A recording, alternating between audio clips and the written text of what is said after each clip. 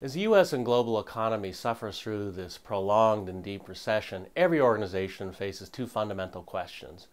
First, we have to decide how we're going to survive this downturn, just to get through it. And second, and as importantly, of course, is how to position yourself to thrive in the next economic upturn.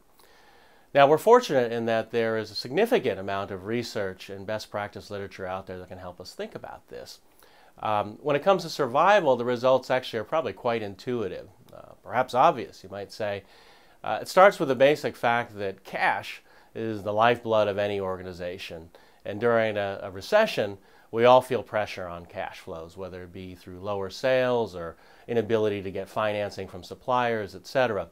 And so there's a great deal of emphasis on cash flow management. How do we do that? Well, it tends to be efficiency gains, restructuring. Redesigning processes, refocusing on your core businesses, maybe reining in capital expenditures. All of those are part of the playbook for surviving any downturn. The more difficult question, I think, is how to use a downturn to thrive in the next upturn and to make fairly bold commitments at this time.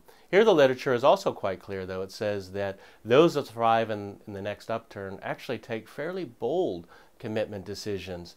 They're more likely to, for instance, to use this time to make great mergers and acquisition moves, to poach the best talent from their competitors, to fundamentally redesign their business systems. Now, of course, none of these decisions are easy because they're made under great uncertainty about the future, which we're all feeling today.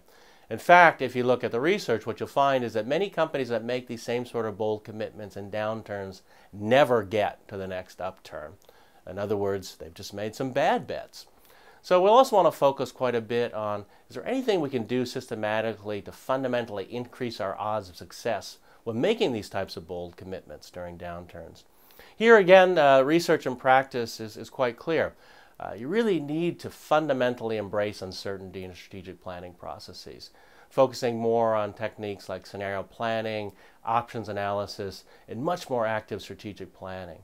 In particular, what you'll find is that many companies today are spending much more time, even at the board level, of active management of their strategic plans, not relegating this to some staff function that's done every year, every 3 years, every 5 years, but on a monthly basis, engaging with market and competitive intelligence and revising their plans as necessary to make sure they both survive this downturn and position themselves to thrive in the upturn.